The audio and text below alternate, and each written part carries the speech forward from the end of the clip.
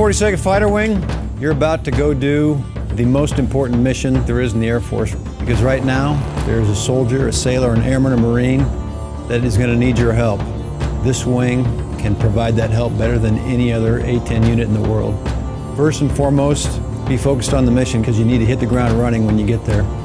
You've said goodbye to your families. We'll take care of the families here on this end so that you can get the job done. As Air Force reservists, I know most of you have civilian jobs. You've had to leave those civilian jobs and your family to volunteer to do the job that America's asked you to do. Less than 1 in 1,000 Americans sign up to defend their country. We need that today.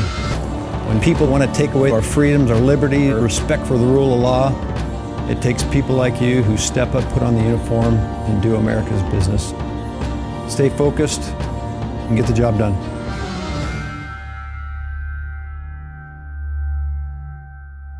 Signing up to go into the military and, you know, basically signing over that portion of your life to someone else where you're committed to this path you're on. You can't just walk away and quit because you don't like where they stationed you or who your boss is or anything like that. It's definitely a pretty deep commitment you have to take on. Well, my dad was active duty Air Force. He was ammo troop. None of my family was in the military, so I didn't even know what to expect whenever I joined up. Your flight chief puts out a list, and the list is, do you want to go? Yes or no?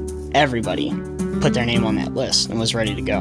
I'm one of the first ones to raise my hand and volunteer. I don't think there's anybody in this wing that wouldn't volunteer over and over and over again. I put down I wanted to go for the longest time possible. I looked down that list and I'm like, man, everybody in this unit wants to go for the longest time possible. You want to deploy. It's kind of like being a football player, you know, and practicing all the time and never getting to play a game. You know, we don't seek out war or combat or anything like that, but if the country needs U.S. military forces somewhere in the world, you want to be the one to go do it and employ your trade.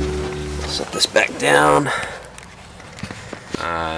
Here we're in Kandahar, Afghanistan. I haven't really wanted to film too much in my room because we've kind of been sleeping on top of each other in here for a while. We had a bed shortage, so there were 3 of us in here instead of the normal 2 that this room was pretty much sized for. We're about halfway through right now, and it's moved remarkably fast so far, and I'm sure the second half will go pretty quick too.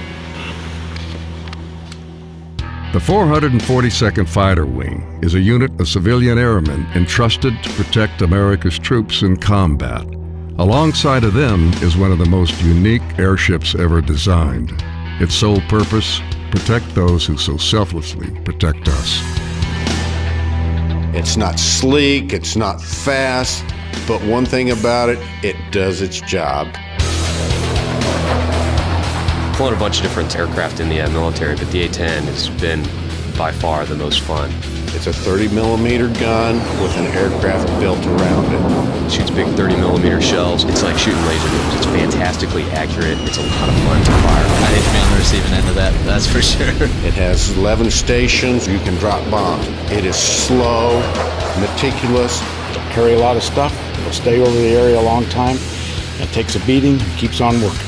Just flying the airplane by yourself, this nimble little tactical fighter, it was a real rush. Comes in, flies in low, and, you know, drops bombs and, you know, kills bad guys.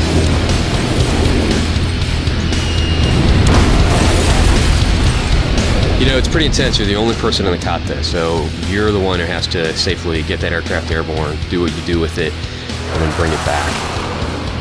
Some airplanes, that's their mission, to take off and land and get things or troops from here to there. What we do is employ the aircraft once we're airborne. Quite simply, our job is just support troops on the ground. Anytime you have troops on the ground, you want an A-10 in the air. Any troop that's on the ground that sees an A-10 in the air, he knows he's safe. That is the big thing that we do. We bring guys home that are on the ground. We protect them, and that is our job. There are many similarities between a football team and a military unit. It is a group of people working together for a common goal. You have to have chemistry, you have to have smart people, you have to have dedicated people. And you have to have people that more or less believe in each other. There's big team emphasis. And the 442nd, this wing, this base, is a little unique because we're reservists. And unlike the active duty life that I was used to, the folks here tend to come and stay for the most part. The best word to describe the people I work with is just selfless. Service before self. It's a big happy family, really. People stay part of this, and they don't leave. We've got crew chiefs that have their name painted on our airplanes out here that have been working on that same A-10 aircraft for 20 years. It's really incredible to see that kind of continuity in the people you have. They are heart of America. They have a tremendous work ethic, tremendous dedication to their nation, to their job, and to their unit. They are the best people you could imagine to have fighting your nation's wars.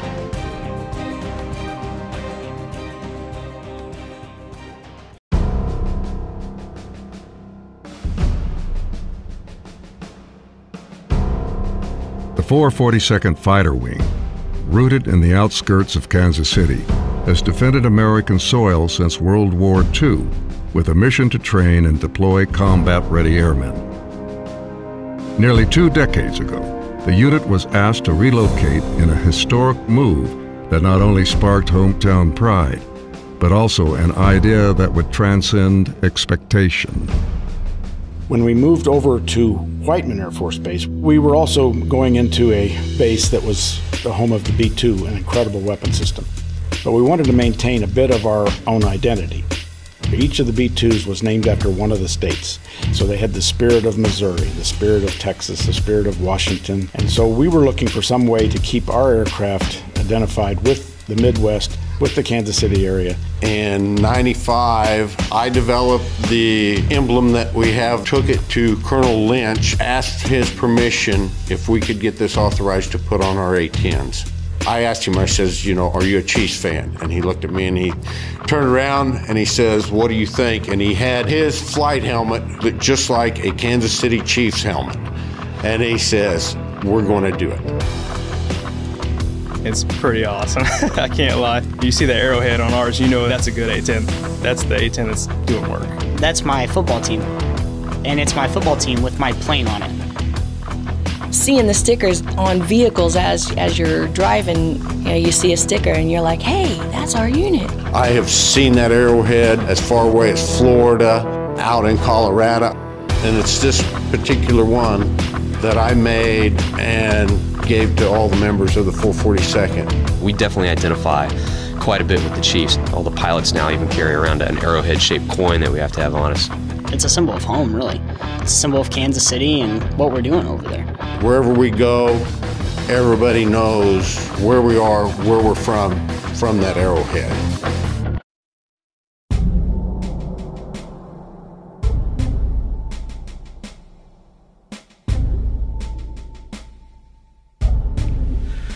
All right, it's February 1st, got to fly my first night line. The missions are a little bit different, but what made last night interesting is the weather was pretty crappy for us, so the ceilings and visibility forced us pretty low, even with our night vision goggles on. It was pretty tough seeing what was going on out there.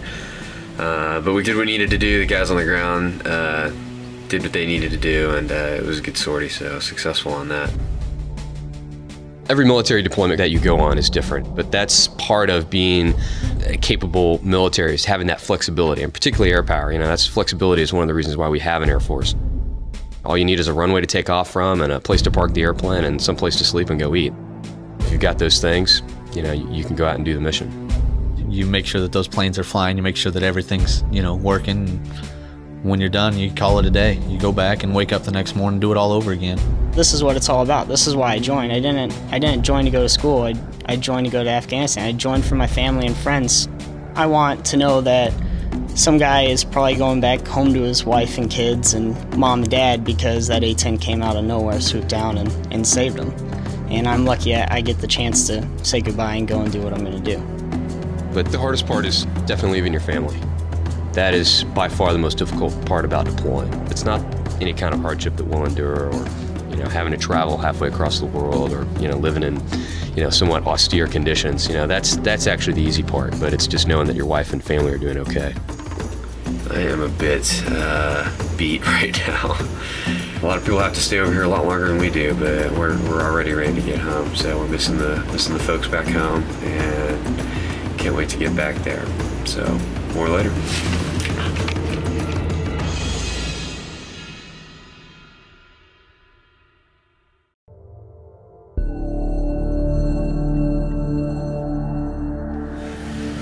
All All right, it is it's 11 February, and Groundhog Day was last week, I guess, or earlier this week, I don't know, but it's kind of been Groundhog Day for us here for a while once we got into the swing of things. So we're definitely ready to get out of here and head home.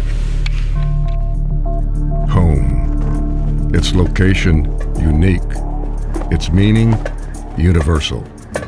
For those who serve the United States as members of the 442nd Fighter Wing, who call Whiteman Air Force Base their post, their home is smack dab in the middle of the Chiefs' kingdom. Kansas City's home, you know, and there's nothing like being home, being around family, being around the things that you grew up with and are familiar, like the Chiefs. Just being able to go to a Chiefs game, not being, you know, stationed in another part of the country or another part of the world where you can't just flip on the TV and, you know, catch the Chiefs game or the Jayhawks game or whatever you want to see. The majority of the unit are Chiefs fans, I'd say that. I remember the first game I went to. After that, I was hooked. 116 decibels, that's why it's so loud. It's incredible, you know. You haven't experienced a real football game until you've been there, and going and seeing the sea of red, it's just incredible. Thousands of people who have the same passion that you have. I love my Chiefs. I don't care where I go. Football is America. Football means an incredible amount of joyous feelings all across this country. It is so much part of our fabric of Americana.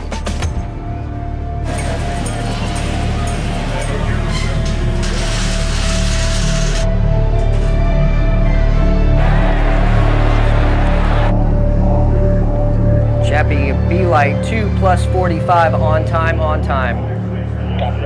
And now to honor America, please rise and remove your hats for our national anthem. 4, 3, slowly zoom out, Pete. Chappie B-Light on time. For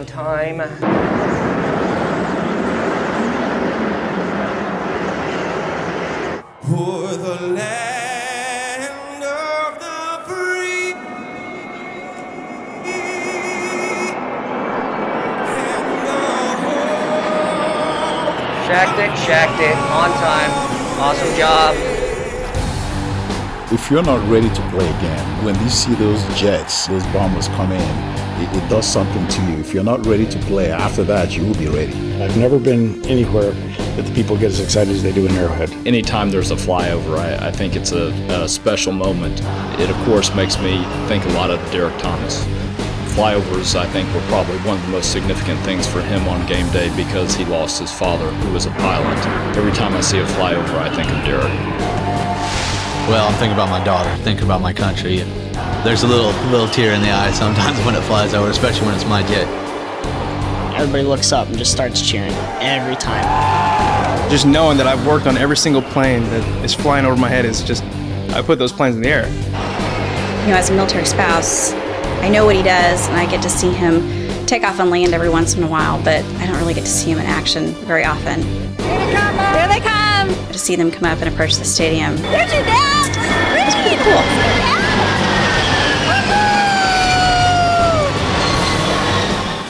It's a rush to get to do, but honestly for me, I think the most fun is when we fly over the stadium and the first chance I have to actually look over my shoulder and to see the crowd in the stadium and see the fireworks going off. And then usually we're going as quickly back to the airfield to land and hop in our cars and drive and catch the second half of the game.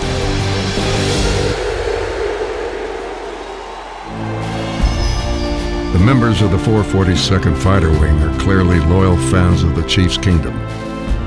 However, that appreciation pales in comparison to the respect and love the Chiefs have for them and for all those who serve. To the brave men and women of the 442nd Fighter Wing, for more than 2 decades, the Kansas City Chiefs have cherished our relationship with Whiteman Air Force Base and the 442nd Fighter Wing.